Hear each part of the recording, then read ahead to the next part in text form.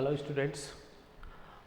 In the last class we are discussing about the disease, mainly bacterial disease, pathogens और जो है bacterial disease के name और उनके पैथोजेंस के नेम के बारे में हमने बात की थी.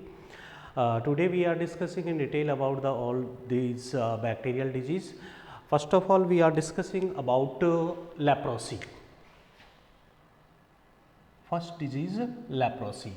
Leprosy disease also known as Hansen disease, also known as Hansen disease. अगर हम पैथोजन की बात करें, लेप्रोसी का जो पैथोजन होता है, पैथोजन माइकोबैक्टीरियम लेप्री. ये लास्ट क्लास के अंदर भी मैंने बताया था, माइकोबैक्टीरियम लेप्री इसका क्या होता है, पैथोजन होता है. Now we are define pathogen. What is definition of pathogen? Pathogen की डेफिनेशन अगर हम बात करें, a pathogen or infectious agent is a biological agent. किस टाइप का एजेंट है? Biological agent that causes disease और illness to its host. Pathogen या फिर क्या बोल सकते हैं, इन्फेक्टियस एजेंट.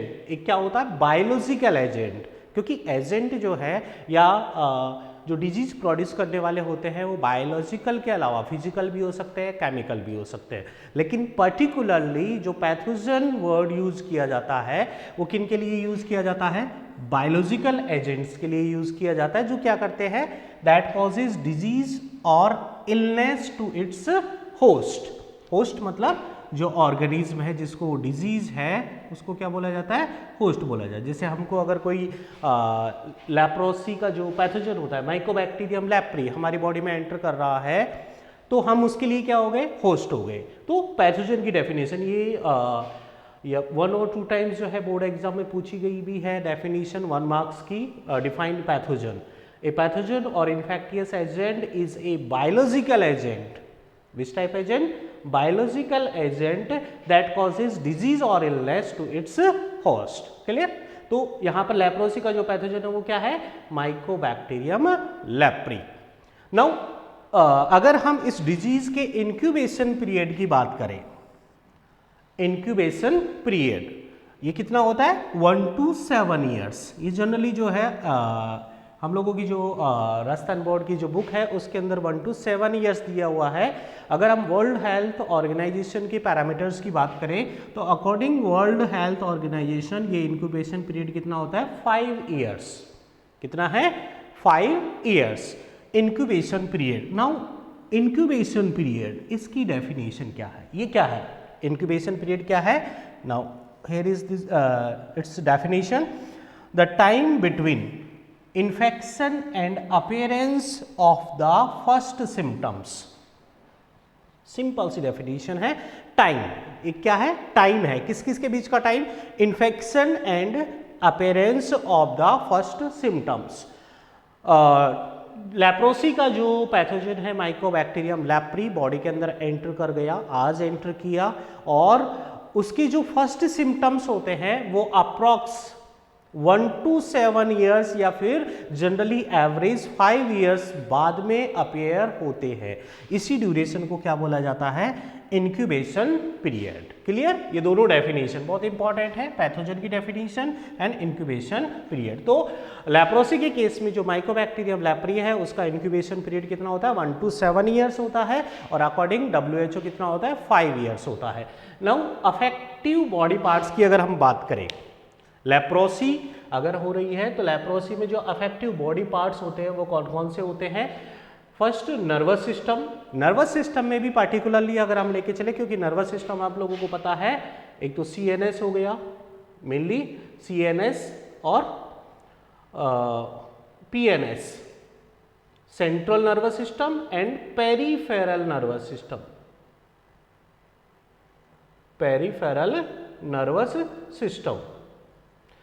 CNS में मेनली क्या क्या आता है? एक तो ब्रेन हो गया और दूसरा spinal cord, brain and spinal cord. PNS में क्या आता है? ब्रेन और स्पाइनल कॉर्ड से जितने भी नर्व्स निकलती है वो किसका फॉर्मेशन करती है, पेरिफेरल नर्वस सिस्टम का, जो हमारी बॉडी के डिफरेंट पार्ट्स में जाते हैं और वहाँ से डिफरेंट जो स्टिमुलस होते हैं उनको क्या करते हैं, रिसीव करते हैं। तो यहाँ पर जो लेप्रोसी है उसके केस में कौन सा नर्वस सिस्टम अफेक्ट होता है, पेरिफेरल नर्वस सिस्टम। मीन्स जो ब्रेन और स्पाइनल कॉर्ड से जो नर्व्स निकलती है उनको माइकोबैक्टीरियम लेप्री क्या करता है, अफेक्ट करता है। सेकेंड, मसल्स, अगर नर्व्स अफेक्ट हो रही है, क्योंकि जो मसल्स होती हैं बॉडी की, जो कि स्केलेटल मसल्स होती है जनरली, जो हमारे बोन्स के साथ में अटैच होती हैं, उन मसल्स को कंट्रोल कौन करता है, नर्व्स कंट्रोल करती है, ब्रेन कंट्रोल करता है। लेकिन अगर स्टार्टिंग में ही नर्वस सिस्टम ही अफेक्ट हो गया तो बहुत सिंपल बात है कि जो मसल्स है वो भी क्या होंगी, अफेक्ट होंगी। तो सेकंड क्या हो गई, मसल्स हो गई, और फिर उसके बाद में स्किन्स। तो ये क्या हो गए, अफेक्टिव बॉडी पार्ट्स। किस केस में, लेप्रोसी के केस में, कि लेप्रोसी का जो पैथोजन होता है, बैक्टीरिया होता है माइकोबैक्टीरियम लेप्री, वो बॉडी के कौन कौन से पार्ट्स को क्या करता है, अफेक्ट करता है, nervous system, muscles and skin. Now we are next, इसमें बात करें हम मोड ऑफ ट्रांसमिशन की। मोड ऑफ ट्रांसमिशन कि जो लेप्रोसी है उसका जो बैक्टीरिया है वो किस तरीके से स्प्रेड होता है। लास्ट क्लास में हमने बात की थी contagious and non contagious disease, या फिर इससे पहले ये कैटेगरी आती है किसमें, इन्फेक्टियस डिजीज के अंदर। तो इन्फेक्टियस डिजीज ये हम जानते हैं कि लेप्रोसी जो होती है वो कैसी होती है, कॉन्टाजियस डिजीज होती है। तो इसका मोड ऑफ ट्रांसमिशन क्या होगा कि one person to another person किस तरीके से स्प्रेड होती है। तो mode of transmission,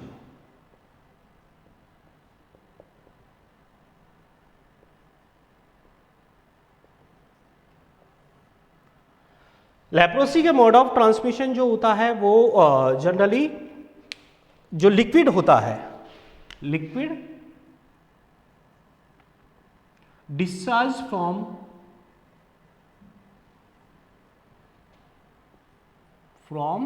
wounds, wounds बन जाते हैं। लेप्रोसी के केस में क्या होता है कि इसके सिम्टम्स की अभी हम बात करेंगे, तो बॉडी पे जो है रेसेज बन जाते हैं, छोटे छोटे चकते बन जाते हैं, वाउंड्स बन जाते हैं, घाव बन जाते हैं, और उन वाउंड से जो लिक्विड डिस्चार्ज होता है, अगर उस लिक्विड के कांटेक्ट में, क्योंकि उस लिक्विड में क्या प्रेजेंट होगा, माइकोबैक्टीरियम लेप्री प्रेजेंट होगा, उस लिक्विड के कांटेक्ट में अगर कोई हेल्दी पर्सन आता है तो डेफिनेटली जो हेल्दी पर्सन है उसको भी क्या कौन सी डिजीज हो सकती है, लेप्रोसी हो सकती है।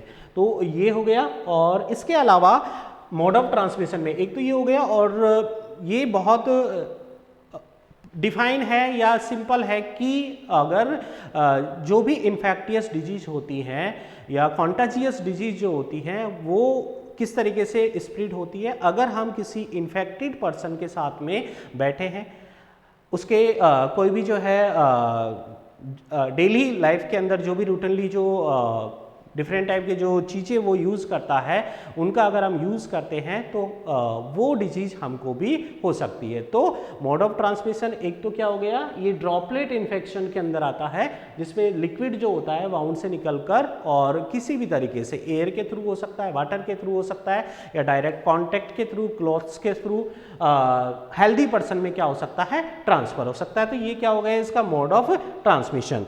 एक और इसका स्पेसिफिक पॉइंट, जो लेप्रोसी होती है अकर ओनली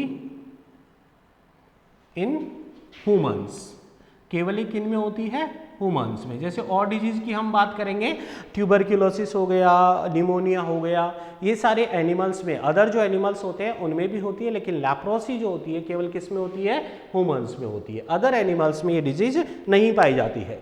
नेक्स्ट हम इसकी बात करें सिम्टम्स की, लेप्रोसी के सिम्टम्स।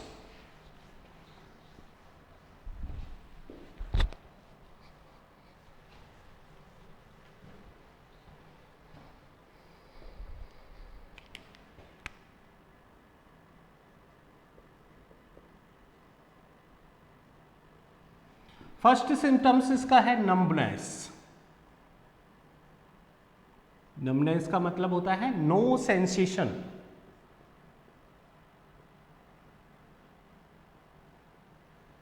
No sensation. हिंदी में इसको बोला जाता है एकदम सुन्न हो जाना। मतलब अगर हम पिन कर रहे हैं बॉडी के किसी पार्ट्स को तो उससे हमको फील ही नहीं होता है, फीलिंग ही नहीं आती है कि वहाँ पर कुछ किया जा रहा है, तो क्या हो जाता है, नमनेस। फर्स्ट इसका सिम्टम्स होता है। सेकंड है loss of temperature sensation, loss of temperature sensation. Temperature का भी हमको कोई सेंसेशन नहीं रहता है अगर लेप्रोसी है। Touch sensation reduced, touch sensation reduce, touch sensation भी क्या हो जाता है, रिड्यूस हो जाता है। इसके अलावा नर्व इंजरीज, नर्व इंजरीज, जो नर्व्स होती है उनमें भी क्या हो जाती है, इंजरीज हो जाती है। Blisters and rashes, blisters and rashes हो जाते हैं स्किन्स पर।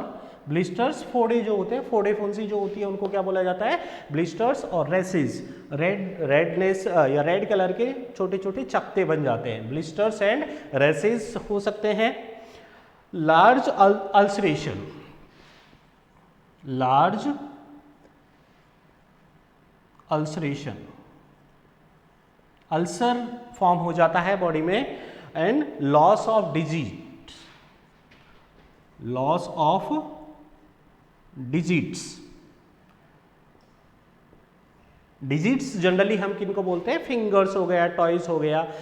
जनरली जो है टॉय जो होता है, फिंगर्स जो होती है उनको क्या बोला जाता है, डिजिट्स। तो ये लास्ट वाली स्टेज आती है लेप्रोसी की, जिसके अंदर धीरे धीरे जो फिंगर्स के अंदर डिफॉर्मिटीज प्रोड्यूस होती है, उसकी वजह से फिंगर या जो टॉयज होते हैं वो वहाँ से क्या हो जाते हैं, बॉडी से अलग हो जाते हैं। तो ये सारे किसके सिम्टम्स हो गए, लेप्रोसी के। सबसे फर्स्ट है नो सेंसेशन, जहाँ पर भी ये पार्ट जनरली जो फिट्स होता है, लेग होती है और जो हैंड होते हैं उनके अंदर ये इन्फेक्शन ज़्यादा होता है या वहाँ पर ये सिम्टम्स ज़्यादा दिखाई देते हैं। इनमें नो सेंसेशन हो गया, loss of temperature sensation, touch sensation also reduced, nerve injuries होती है, ब्लिस्टर्स और रेसेस का फॉर्मेशन होता है, लार्ज अल्सरेशन और लॉस ऑफ डिजिट्स। तो ये सिम्टम्स हो गए किसके, लेप्रोसी के। नाउ प्रिवेंशन की अगर हम बात करें, लेप्रोसी के प्रिवेंशन की बात करें तो जनरली तो प्रिवेंशन जो कॉजेज होते हैं, कोई भी डिजीज है, इन्फेक्टियस डिजीज किसी भी टाइप की हो तो उनके जो कॉजेज होते हैं उन्हीं से हमको क्या करना चाहिए, बचना चाहिए, प्रिवेंट होना चाहिए। लेकिन फिर भी इसकी वैक्सीन जो है मार्केट के अंदर अवेलेबल है। प्रिवेंशन, प्रिवेंशन में क्या किया जाता है, बीसीजी वैक्सीनेशन। कौन सी वैक्सीन यूज की जाती है, बीसीजी वैक्सीन। बीसीजी वैक्सीन, इसकी full form bacillus Calmette Guerin, bacillus Calmette Guerin. ये वैक्सीन जो है लेप्रोसी के केस में दी जाती है। यहाँ पर एक और पॉइंट याद रखना है, ध्यान रखना है कि जो बीसीजी वैक्सीन होती है वो मेनली ट्यूबरक्यूलोसिस में यूज की जाती है, ट्यूबरक्यूलोसिस या टीबी में यूज की जाती है। टीबी में तो मेनली यूज की जाती है, इसके साथ साथ में इसका यूज लेप्रोसी में भी होता है। तो ये इसका क्या है, प्रिवेंशन है। नाउ अब हम बात करते हैं किसके बारे में, types of leprosy, types of leprosy.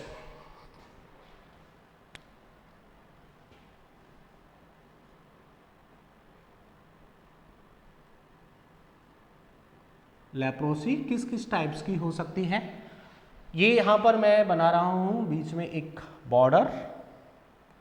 एक टाइप कौन सा हो गया, border line, border line leprosy.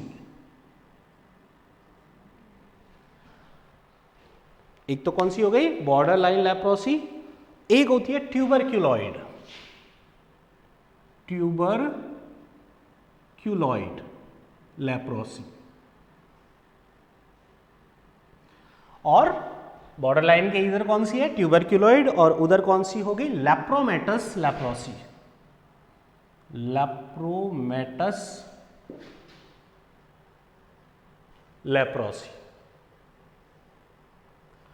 तो यहां पर कितने टाइप की होगी लेप्रोसी, 3 टाइप्स की लेप्रोसी हो गई। कौन कौन सी, फर्स्ट ट्यूबरक्यूलोइड, सेकेंड लेप्रोमेटस, और इन दोनों के मिडिल वाली जो होती है थर्ड कौन सी हो गई, border line leprosy. Clear, tuberculoid, lepromatous and border line leprosy. अब इनमें डिफरेंस क्या होता है, इन तीनों जो 3 टाइप्स की जो हम लेप्रोसी के टाइप्स देख रहे हैं उन तीनों में डिफरेंस क्या है। डिफरेंस की अगर हम बात करें तो सबसे पहले इम्यूनिटी के बेस पे, इम्यूनिटी के बेस पे जैसे ही जो माइकोबैक्टीरियम लेप्री है बैक्टीरिया हमारी बॉडी में एंटर किया, एंटर करने के बाद में हमारा जो इम्यून सिस्टम होता है उस बैक्टीरिया के अगेंस्ट क्या शो करता है, रेस्पॉन्स शो करता है। क्या शो करेगा, रेस्पॉन्स शो करेगा, उसको किल करने की कोशिश करेगा या फिर उसको डैमेज करने की कोशिश करेगा। तो यहाँ पर ट्यूबरक्यूलोइड लेप्रोसी जो होती है उसमें इम्यून रेस्पॉन्स क्या होता है, गुड होता है, इम्यून रेस्पॉन्स गुड। अगर इम्यून रेस्पॉन्स अच्छा होगा तो हम जानते हैं कि इन्फेक्शन जो है उसके चांसेस या जो सिम्टम्स आने के चांसेस क्या रहेंगे, कम रहेंगे। लेप्रोमेटस के अगर हम बात करें तो उसमें इम्यून रेस्पॉन्स क्या होता है, पुअर होता है, इम्यून रेस्पॉन्स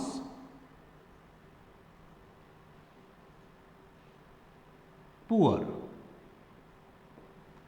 लेप्रोमेटस में इम्यून रेस्पॉन्स पुअर होता है। तो दोनों में क्या डिफरेंस है, यहां पर इम्यून रेस्पॉन्स गुड और यहां पर इम्यून रेस्पॉन्स पुअर। यहां पर इम्यून रेस्पॉन्स अगर गुड है तो यहां पर जो सिम्टम्स हैं, लेप्रोसी के जो सिम्टम्स हैं उनके आने के चांस या इन्फेक्शन के चांस क्या रहेंगे, कम रहेंगे या कम इन्फेक्टियस होगी ये, और लेप्रोमेटस क्या होगी, ज़्यादा इन्फेक्टियस होगी। यहाँ पर जो बॉर्डर लाइन वाली जो लेप्रोसी होती है, बॉर्डर लाइन लेप्रोसी, यहाँ पर इम्यून रेस्पॉन्स क्या होता है, मिडिल कैटेगरी का होता है, दोनों के बीच वाला होता है, मिडिल। सेकेंड अगर हम बात करें ट्यूबरक्यूलोइड में फ्यू रेसेस, यहाँ पर few races appear on skin, skin पे केवल कुछ ही क्या दिखाई देते हैं, रेसेस दिखाई देते हैं। यहां पर more rashes appear on skin, more rashes appear on skin, ये सेकेंड डिफरेंस हो गया। यहां पर फ्यू रेसेस और वहां पर मोर रेसेस, यहां पर ना बहुत कम होते हैं बॉर्डर लाइन में। इन बॉर्डर लाइन का सिंपल सा मीनिंग है कि कुछ जो है कैरेक्टर किसके होंगे, इसमें ट्यूबरक्यूलोइड के होंगे और कुछ किसके होंगे, लेप्रोमेटस के होंगे। इसलिए इसको ज़्यादा यहाँ पर एक बार हमने लिख दिया बॉर्डर लाइन, और ये मिडिल कैटेगरी के कैरेक्टर्स रखती है। बाकी हमको मेनली जो है किस पे फोकस करना है, ट्यूबरक्यूलोइड और लेप्रोमेटस। तो सेकेंड डिफरेंस, यहाँ पर रेसेस क्या होते हैं, फ्यू, और यहां पर मोर रेसेज होते हैं स्किन्स पर। उसके बाद में आता है सम वाउंड्स आल्सो अपीयर, सम वाउंड्स आल्सो अपीयर। ट्यूबरक्यूलोइड में कुछ ही वाउंड्स जो हैं वो दिखाई देते हैं स्किन पर, और यहां पर number of wounds present on skin, number of wounds present on skin, यहां पर ज्यादा वाउंड होते हैं। अब ये सब ऐसा क्यों हुआ, क्योंकि हमने स्टार्टिंग में फर्स्ट पॉइंट में बात किया कि यहां पर इम्यून रेस्पॉन्स गुड होता है, बहुत अच्छा होता है, और यहां पर इम्यून रेस्पॉन्स क्या होता है, कम होता है। यहाँ पर इम्यून रेस्पॉन्स होने की वजह से जो इन्फेक्शन है उसके चांसेस भी क्या रहते हैं, कम रहते हैं, या सिम्टम्स कम होते हैं, डैमेज कम होता है।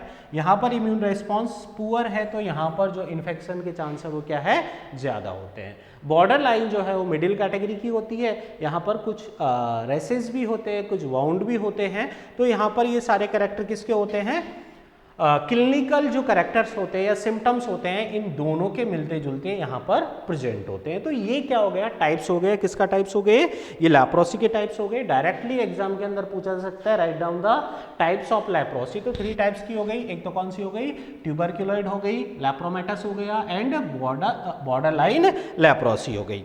नाउ अब हम बात करें डायग्नोस्टिक टेस्ट की। लेप्रोसी के जो डायग्नोस्टिक टेस्ट होते हैं, diagnostic test of leprosy.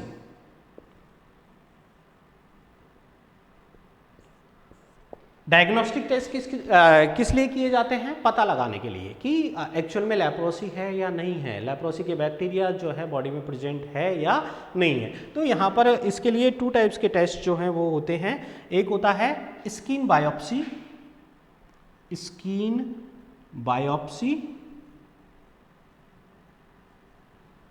And second skin lepromin test.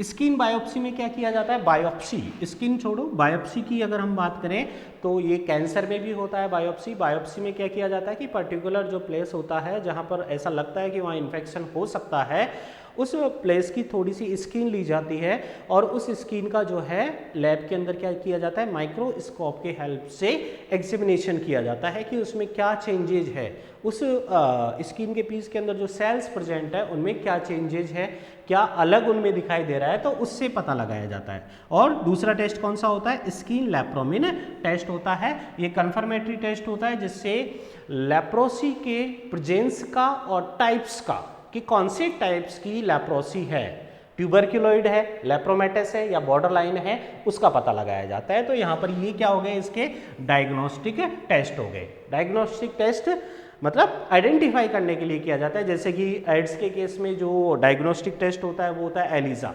Enzyme linked immunosorbent ऐसे। तो ये कौन सी डिजीज हो गई, लेप्रोसी के बारे में हो गया, जिसमें मेनली हमको क्या पता रखना है, pathogen, about pathogen, symptoms, affected organs और इसके टाइप्स, 3 टाइप्स की ये होती है। Okay,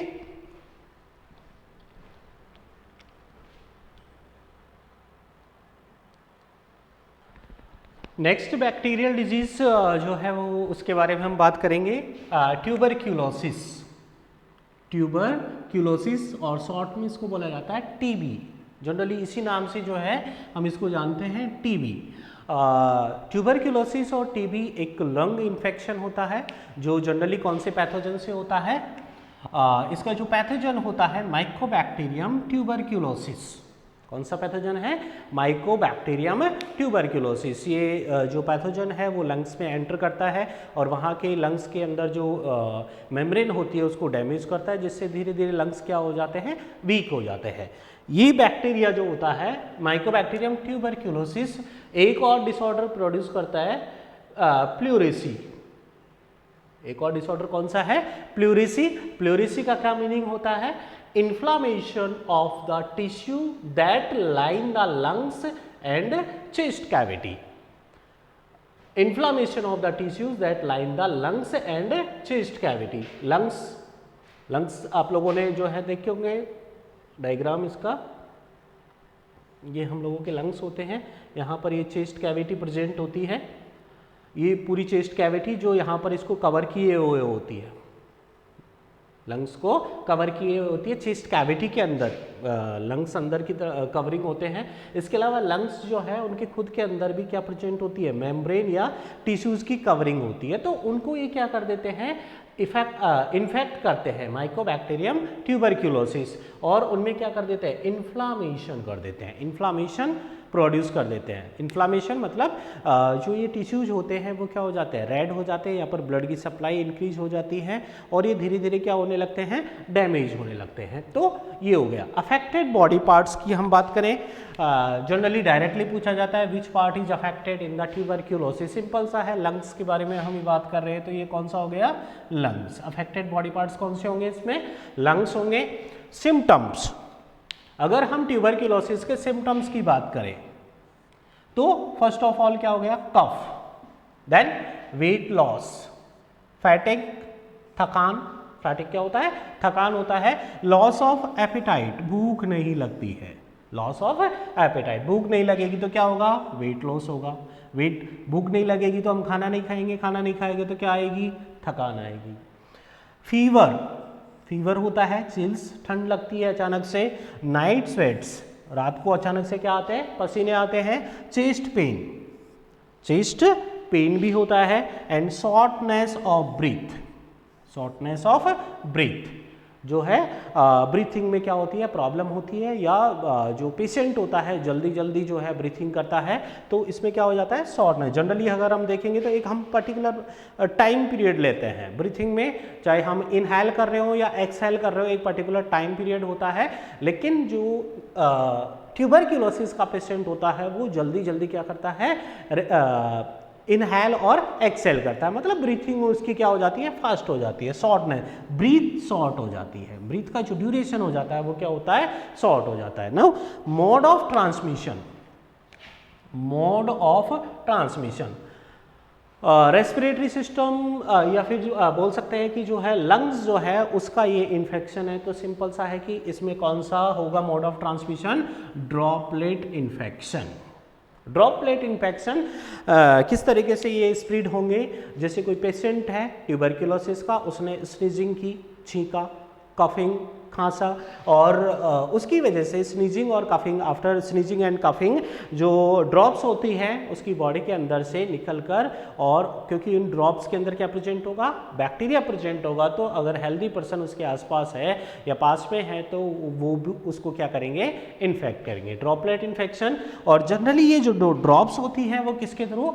air and water. तो बोल सकते हैं कि ये डिजीज कैसी है? Air born and water borne disease होती है। और इन्फेक्शन किस टाइप का होता है इनमें? ड्रॉपलेट इन्फेक्शन होता है। क्लियर? प्रिवेंशन की अगर हम बात करें तो अभी हमने जैसे लास्ट जो डिजीज थी लेप्रोसी, लेप्रोसी के अंदर बात की थी, सेम कैटेगरी के अंदर ये डिजीज आती हैं। वो माइकोबैक्टीरियम लेप्री से होता है, ये माइकोबैक्टीरियम ट्यूबरक्यूलोसिस से होता है। ठीक है, दोनों का जीनस सेम है। मोड ऑफ ट्रांसमिशन जो है वो भी इनका लगभग दोनों का क्या है? सेम है। यहाँ पर भी क्या होता है? ड्रॉपलेट इन्फेक्शन होता है, और जो लेप्रोसी होता है उसमें भी क्या होता है? ड्रॉपलेट इन्फेक्शन होता है। यहाँ पर प्रिवेंशन की अगर हम बात करें तो प्रिवेंशन में सिंपल सा है कि जो पेशेंट है ट्यूबरक्यूलोसिस का, जो पेशेंट होता है उसको एक तो आइसोलेट कर देना चाहिए, जैसे आइसोलेशन कर देना चाहिए। प्रेजेंट टाइम में कोरोना के बारे में चल रहा है, क्वारंटाइन कर देना चाहिए, उसको अलग से रूम दे देना चाहिए, उसमें उसको रखना चाहिए। उसके जो भी डेली यूज़ के जो भी थिंग्स होती है उनको अलग रखना चाहिए। जो उसके क्लोथ्स वगैरह है, टेंसिल्स है, बर्तन वगैरह है, उनको प्रॉपरली बॉयल वाटर से क्लीन करना चाहिए। और उसके जो भी स्पुटम होता है, स्पुटम हो गया, फेसेस हो गया, उनको सॉइल के अंदर क्या करना चाहिए? दबा देना चाहिए। तो ये क्या है? प्रिवेंशन है कि हम किस तरीके से फैमिली में अगर वैसा होना नहीं चाहिए, लेकिन अगर कोइंसिडेंसली किसी को टीबी हो गई तो हम उसको बाहर तो निकाल नहीं सकते, घर से बाहर तो निकाल नहीं सकते, लेकिन फैमिली के अदर मेंबर्स को भी क्या करना है? उससे बचाना है, तो उसको क्या कर देना चाहिए? आइसोलेट। जैसे अभी प्रेजेंट टाइम में कोरोना के लिए चल रहा है,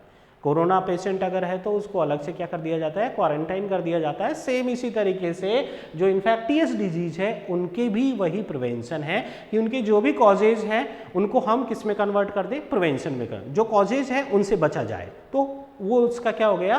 प्रिवेंशन हो गया। और दूसरा है BCG वैक्सीन। ट्यूबरक्यूलोसिस के लिए कौन सी वैक्सीन यूज की जाती है? BCG वैक्सीन यूज की जाती है, बैसिलस कामेट ग्वारेन वैक्सीन यूज की जाती है, जो ट्यूबरक्यूलोसिस में भी यूज होती है और लेप्रोसी में भी यूज होती है। तो ये किसके बारे में हो गया? ट्यूबरक्यूलोसिस। कौन सा पार्ट इन्फेक्ट होता है इसमें? लंग्स इन्फेक्ट होते हैं। और ये सारे इसके क्या हो गए? सिम्टम्स हो गए, मोड ऑफ ट्रांसमिशन हो गया। प्रिवेंशन इन्फेक्टियस डिजीज का क्या होता है? सिमिलर होता है। ओके,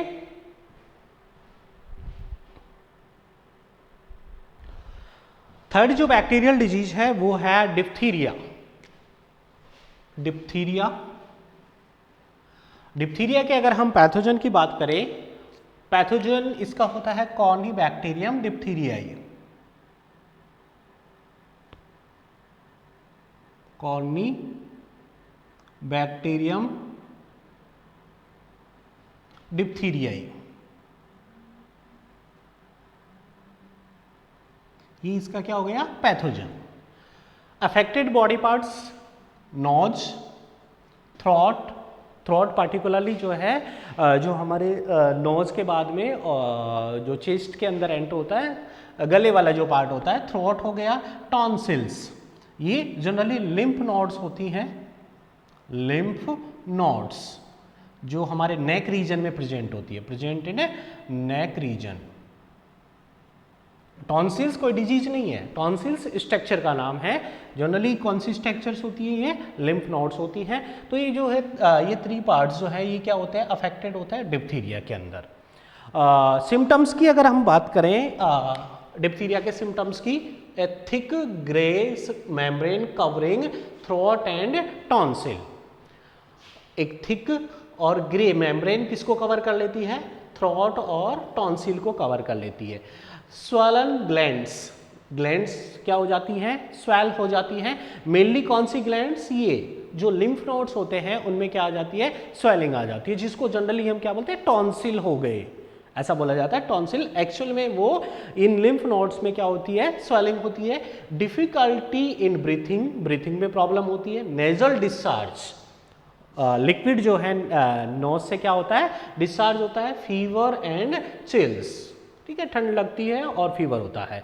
मोड ऑफ ट्रांसमिशन की अगर हम बात करें, सिमिलरली इन्फेक्टियस डिजीज है और मेनली जो है रेस्पिरेटरी सिस्टम, थ्रोट, नोज से रिलेटेड है। तो कौन सा इन्फेक्शन होगा, ड्रॉपलेट इन्फेक्शन, जिसमें जो पेशेंट है स्नीजिंग कफिंग के थ्रू जो ड्रॉप्स है या जो पैथोजेंस होता है उसको चारों तरफ क्या कर देता है, स्प्रेड कर देता है, और डायरेक्ट कॉन्टैक्ट से भी जो है ये क्या होंगे, स्प्रेड होता है। प्रिवेंशन, जैसे हमने लास्ट ट्यूबरक्यूलोसिस के अंदर बात किया था प्रिवेंशन की, अगर पेशेंट जो है जिसको टीबी है उससे हम कैसे प्रिवेंट अपने आप को कर सकते हैं। फर्स्ट ऑफ ऑल आइसोलेशन, जो पेशेंट है उसको क्या कर देना चाहिए, आइसोलेट कर देना चाहिए। क्लॉथ्स जो हैं उनको बॉइल्ड वाटर के साथ में क्लीन करना चाहिए। उसकी जो भी जनरली डेली यूज़ के थिंग्स है वो क्या होने चाहिए, सेपरेट होने चाहिए। तो ये इसका क्या हो गए, प्रिवेंशन। प्रिवेंशन कॉमन, टीबी के अंदर भी वही था, लेप्रोसी में भी वही है, और डिप्थीरिया में भी प्रिवेंशन सेम है। अभी तक मोड ऑफ ट्रांसमिशन भी क्या है, सिमिलर है। फिर हम बात करें इसके अंदर वैक्सीनेशन की। डिप्थीरिया के अंदर जो वैक्सीनेशन है, पीछे हमने देखा कि जो ट्यूबरक्यूलोसिस है और लेप्रोसी है वहां पर कौन सी वैक्सीन का यूज किया जाता है, BCG, bacillus Calmette Guerin, BCG vaccine का यूज किया जाता है। नेक्स्ट जो डिजीज हम स्टडी करें जिसमें फर्स्ट कौन सी है, डिप्थीरिया, यहाँ पर जो वैक्सीन होती है वो कौन सी होती है, डीपीटी, इसकी फुल फॉर्म होती है diphtheria pertussis, pertussis and tetanus. ये क्या होती है, एक ट्रिपल वैक्सीन होती है, triple vaccine, clear. Triple vaccine क्यों बोला जाता है, क्योंकि यहां पर ये 3 डिजीज में काम आती है। डिप्थीरिया में भी काम आ रही है, pertussis, Bordetella pertussis, whooping cough and tetanus, इन तीनों के अंदर ये काम में आती है। प्रेजेंट टाइम में, ये पहले इसको इस नाम से जाना जाता था डीपीटी, प्रेजेंट टाइम में जो इसका नाम है इस वैक्सीन का वो है डीटीएपी, डीटीएपी। ए जो है वो स्मॉल ही लिखा जाता है इसके साथ। इसकी full form diphtheria tetanus toxoid and acellular pertussis. Full form क्या हो गई इसकी, डिप्थीरिया टेटनस टॉक्सॉइड। टॉक्सॉइड्स क्या होते हैं, टॉक्सॉइड्स होते हैं जो टेटनस के जो बैक्टीरिया होते हैं उनको क्या कर दिया जाता है, इनएक्टिव कर दिया जाता है हीट की हेल्प से, केमिकल की हेल्प से। और उन्हीं बैक्टीरिया को हम किस में यूज करते हैं, वैक्सीन तैयार करने में करते हैं, तो उनको क्या बोला जाता है, टॉक्सॉइड यूज बोला जाता है। और एसेलुलर पर्टुसिस, एसेलुलर मतलब यहाँ पर जो बॉर्डेटेला पर्टुसिस होता है उसके सेल या बैक्टीरियल सेल का यूज नहीं किया जाता, उसके बजाय उसके प्रोडक्ट का यूज किया जाता है जिसमें कोई भी सेलुलर पार्ट नहीं होता है। तो यहाँ पर ये ट्रिपल वैक्सीन जो पहले किस नाम से जानी जाती थी, डीपीटी, प्रेजेंट टाइम में किस नाम से जानी जाती है, DTaP, diphtheria tetanus toxoid and acellular pertussis. और उसकी डायरेक्ट फुल फॉर्म क्या हो गई, डिप्थीरिया पर्टुसिस टेटनस, क्लियर। तो ये यहाँ पर ये वैक्सीनेशन, अगर पहले से वैक्सीनेशन करवाई हुई है तो हम अपने आप को क्या कर सकते हैं, प्रिवेंट कर सकते हैं। वैक्सीनेशन, जैसे हमने तीनों में देखा कि फर्स्ट 2 डिजीज के अंदर BCG वैक्सीन, यहाँ पर कौन सी वैक्सीन है, DPT वैक्सीन है। तो ये वैक्सीनेशन क्या है, वैक्सीन क्या होती है? वैक्सीन जनरली हम उन्हीं बैक्टीरिया या वायरसेस से तैयार करते हैं जिनकी वजह से क्या होती है, डिजीज होती है, और उनको उसी डिजीज के अगेंस्ट क्या किया जाता है, यूज़ किया जाता है। इसको हम आगे जो है इम्यूनिटी, जब हम स्टडी करेंगे इम्यूनिटी वाला चैप्टर, तो वहाँ पर ये डिटेल के अंदर आएगा कि वैक्सीन क्या होती है, वैक्सीनेशन क्या होती है।